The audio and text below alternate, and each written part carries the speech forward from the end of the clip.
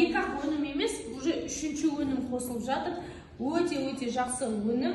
Мына жерде біз қазір несіне, это Академия питанияны шығарып жатырған өнімі GBC Recovery деп аталады. Ключевой момент бұл жерде, мына медальді көріп тұрсыздар ма?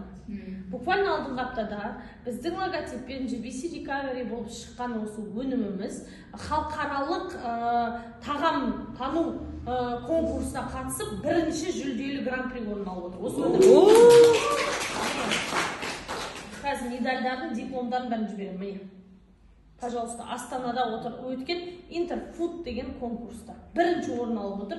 Бүкіл қазақстандық тағамтану академиясының атынан қатысқан өнімдер бар. Біздің компаниямыздың өнімі қатысып отыр. Тағы да басқа өте көп диетический компаниялардың өнімдері қатысып отыр. Және біздің осы өніміміз бірінші орын алып отыр.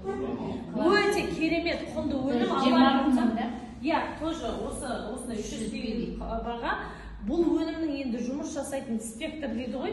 Сферасы ол мына сахармен страдать етіп жатқан кісілер, сахар қант деңгейі көбейіп кететін кісілерге өте мықты әсер береді.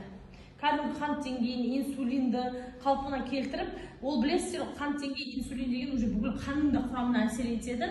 Ол қанның қоюлығы, қанның өзінің мына составына дейін өте жақсы құнарландырып көмектеседі. Сол себептен осы өнімді кіргіздірем деп енді шешім шығардым. Ол кісілер маған сондай өтінішпен келді, осындай бір конкурсқа қатысатын өніміміз бар еді, қарастырасыз ба? Өте керемет деп айтты да, содан кейін мен қарасам, енді от сахарного диабета өте керемет нәтижелер болып жатыр, клинические исследованиялары бар, нәтижесі супер, болғаннан кейін мен айттым, давайте аламыз деді. Тем более производитель сол Казахская академия питания. Супер. Тағы өніміміз келе жатыр, осы аптада уже болады.